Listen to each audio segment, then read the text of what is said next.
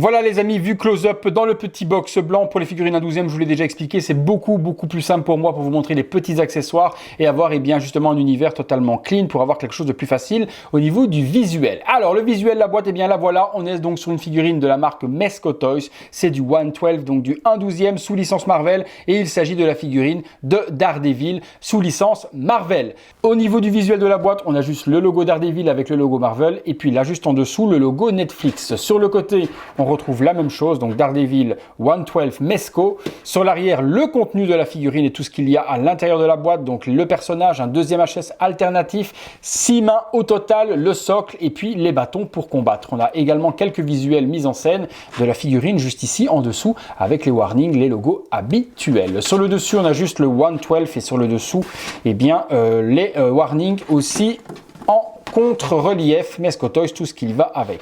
La boîte s'ouvre sur une boîte vitrine, mais bon, ce qui nous intéresse surtout, c'est le contenu. Et le contenu, on est parti dessus tout de suite. C'est parti. Allez, on est parti pour le contenu. On a donc les deux petits bâtons qui sont ici. Donc, bâton de combat dans un bordeaux avec du gris. Il y en a un qui est plus petit que l'autre. Donc, il y en a un qui est plus grand. Donc, celui-ci, ici, est plus grand que l'autre. Donc, deux bâtons de combat. Il n'y a pas de câble pour les relier. Et ça, on ne fait pas d'effet nunchuk. Je pense qu'ils doivent s'assembler l'un à l'autre. Si je ne dis pas de bêtises, qu'il y a un petit pegs. Donc, on peut assembler l'un dans l'autre pour en faire un grand bâton de combat.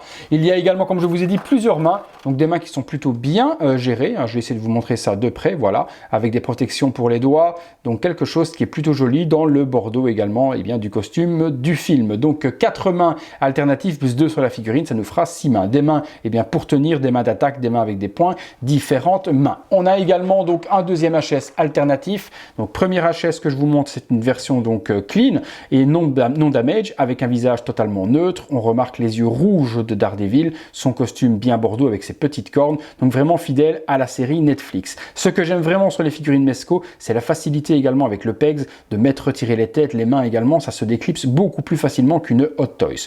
La figurine, je vous la prends, hop, elle est juste là. Hop, je la mets sur le côté, je regarde déjà le socle qu'on retrouve également à l'intérieur. Alors le socle, ils sont toujours énormes chez Mezco.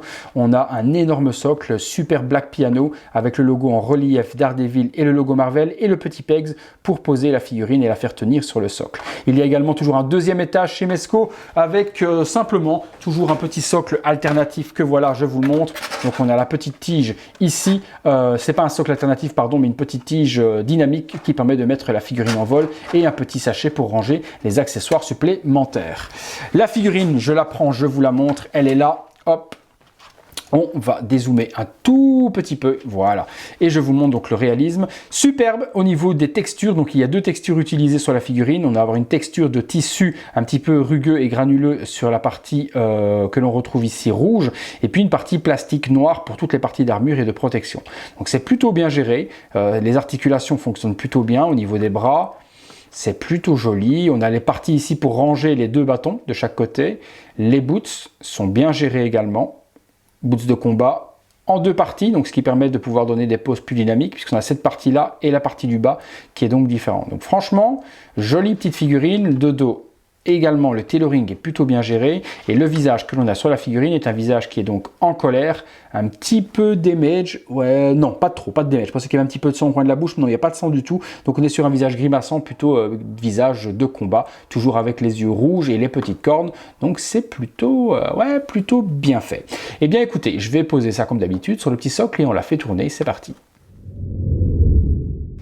Voilà les amis, figurine posée, je l'ai mis en mode attaque avec le visage donc agressif, prête à se battre, aveugle qu'il est, mais très bon combattant en tout cas malgré son invalidité à ce niveau-là. En tout cas Daredevil c'est un personnage que beaucoup de personnes apprécient dans l'univers Marvel et moi en premier.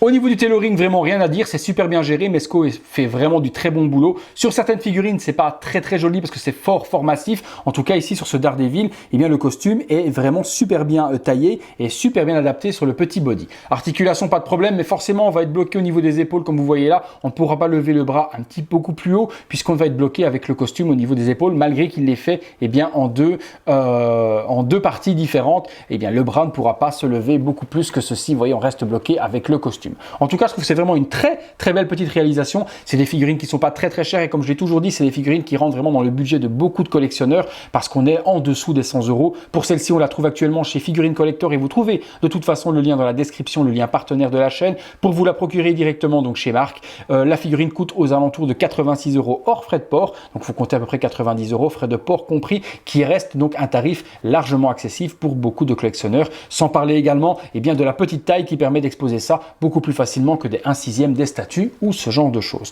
Voilà les amis, je vais vous faire une autre petite vue avec le deuxième visage que vous ayez vu les deux. C'est parti. Voilà les amis, visage normal en position normale. Petit bémol par contre, c'est sur le pegs qui se trouve juste là. Il est vraiment décentré par rapport au logo, ce qui fait que lorsqu'on met la figurine droite, le logo est complètement décentré. J'aurais préféré avoir le pegs, ne fût-ce que l'avoir dans le logo pour pouvoir exposer le logo droit si on met la figurine en position muséum et pas en position attaque. Voilà. En tout cas, belle réalisation comme je vous l'ai dit, je vous le répète encore, très bon tailoring. Si la figurine vous intéresse les amis, comme d'habitude, dans la description de la vidéo, vous trouvez le lien pour vous la procurer le plus rapidement possible chez Marc, je le répète encore. Et merci à mon ami Kevin pour m'avoir prêté cette figurine pour vous en faire la review, ne collectionnant pas les figurines en 12e. Voilà les amis, si la vidéo vous a plu, comme d'habitude, un beau petit like, vous pouvez vous abonner si ce n'est pas encore fait et activer la cloche pour être mis au courant de tout ce qui se passe sur la chaîne. Et puis on se retrouve très bientôt pour une prochaine vidéo. Merci à tous.